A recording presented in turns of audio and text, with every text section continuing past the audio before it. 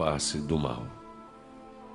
Mesmo em pleno século XXI, ainda nos deparamos com a seguinte premissa: nós não podemos possuir uma moral válida sem uma figura divina que nos guie. Tal premissa fere nossa integridade mais fundamental, vez que afirma que não podemos ser bons uns para com os outros sem um Deus que permita ou ordene que o façamos. Mais ainda, devemos temê-lo e amá-lo acima de tudo. Nos parece estar aí consignada a essência de uma relação sadomasoquista.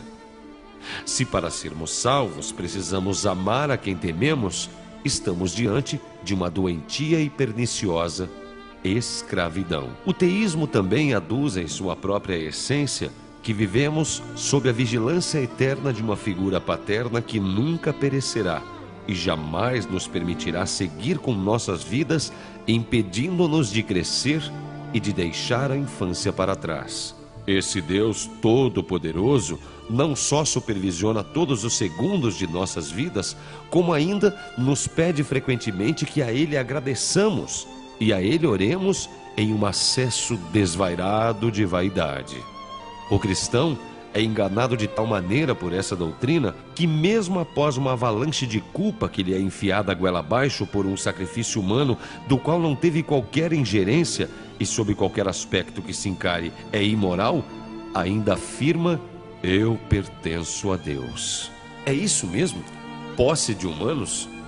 Isso nos lembra escravidão. Claro que sabemos que a Bíblia autoriza e organiza a escravidão, assim como autoriza genocídio, mas esse aval não torna tais atos corretos. De fato, é uma ideia horrível a de que alguém nos possua e, ao mesmo tempo, nos vigie o tempo todo, inclusive em nossos pensamentos. Lembramos que até mesmo um pensamento impuro é considerado pecado e pode nos condenar. O cristianismo, que se constitui, desde a manjedoura, precipuamente, em obediência inconteste a ordens. Controle, mas controle do corpo. É fácil verificar que a igreja, ironicamente, não se preocupa mais com a alma. Ela se importa mesmo com o corpo. Haja vista a preocupação com padres notadamente católicos e a posição da Igreja Católica em relação aos preservativos. Esse mesmo Deus nos criou falíveis e nos ameaça diariamente com uma punição infinita por crimes finitos. Cumpre ressaltar que, mesmo Cristo, que segundo a Bíblia foi torturado e assassinado, ficou morto por apenas 3 dias para logo após ressuscitar, subir aos céus e ser o manda-chuva lá em cima e por toda a eternidade. Se pensarmos bem, não parece mau negócio, não é?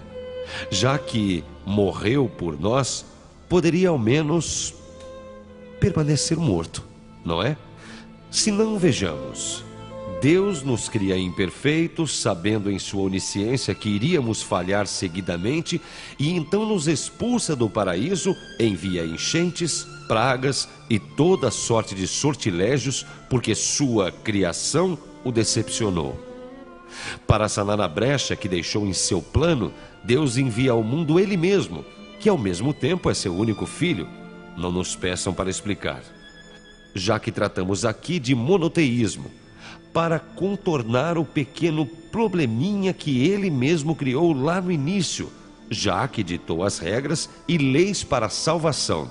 Sacrifica, então, a si mesmo, na pessoa de Jesus, para si mesmo, com o intuito de purgar nossos pecados, inclusive os que ainda não cometemos, o que é absolutamente imoral, vez que não é correto punir alguém pelo mal que outros fizeram e, agora, cobra por isso. Ora, por que simplesmente não nos perdoou e pronto? Ou seja, o cristão já nasce devendo, mesmo em nada participando da história. Bela mitologia, não? Está na hora desses grilhões se partirem. Acreditamos que qualquer ser humano deva sentir-se insultado por tais premissas. Devemos refutar a ideia de que é impossível viver uma vida ética sem religião. É correto repudiar todos os massacres e assassinatos descritos na Bíblia, os perpetuados em nome de Deus e de seus regramentos. Resta pouca dúvida de que uma sociedade que cresça sabendo que não sofrerá eternamente por conta de um livro que suporta doutrinas anacrônicas e imorais, não seja mais saudável. Que ninguém aqui venha citar o infame burro livre-arbítrio, por favor. Afinal, para quem acredita nessa mentira, lembramos que Deus também nos condena se utilizarmos esse mesmo livre-arbítrio que Ele próprio concedeu. Não é um raciocínio muito inteligente, não é mesmo?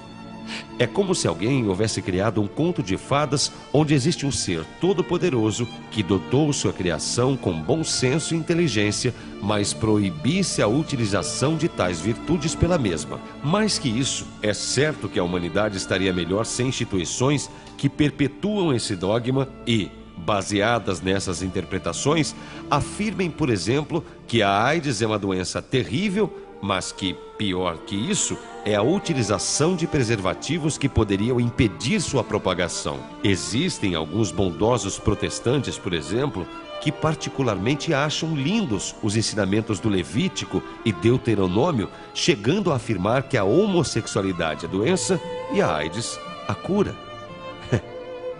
Parece brincadeira, não é? Qual o valor de uma teocracia que condena homossexuais por sua natureza, mesmo afirmando que Deus fez o homem à sua própria imagem, que advoga contra o aborto em todas as situações, sabendo que as agulhas de crochê infectadas são encontradas aos montes nos becos esquecidos de nossas cidades? Que breca!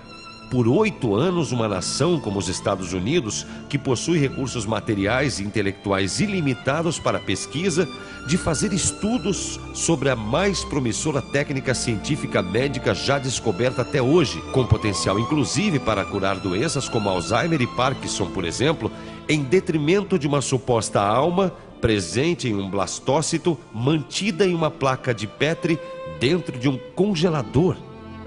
Soltemos o freio de mão. Este é o verdadeiro gosto da religião, azeda.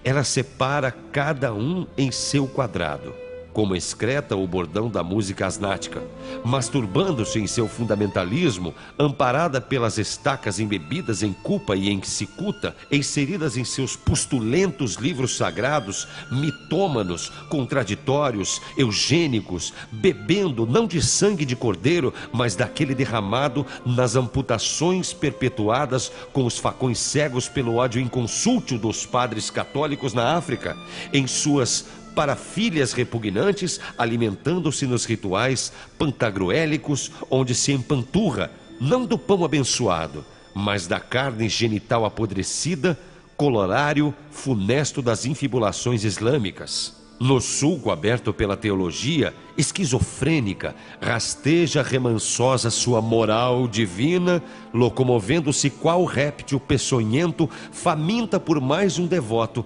por mais uma carcaça, por mais uma criança, glorificando os apedeutas que se matam entre si de forma habitual e draconiana na desastrosa e patética disputa sobre o que não se pode saber ao certo. Religião.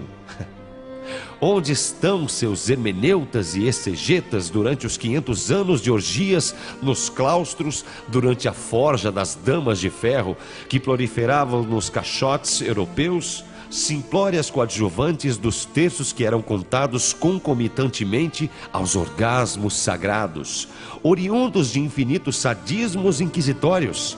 Onde se enfurnam hoje seus intérpretes? Por que não ajudam a recolher a pele e o plástico fundidos nas explosões que avalizam com sua homilética febril? Nécios mártires do século XXI, que têm apenas seus dejetos como testemunhas, com seus ventres prenhos de sentex, prontos a partir desolação e escravizar 72 virgens vestidas de burca e de medo. Onde se escondem seus mandatários inexcomungáveis, pedófilos enrijecidos pelo viagra da puberdade, do vício e da inocência? Onde estão Jeová, Alá, Deus, Osíris, Odin? Sentados em seus tronos, inertes, inescrutáveis, patéticos, bufões fantasiados de deuses, álibis de seus próprios pais, os homens.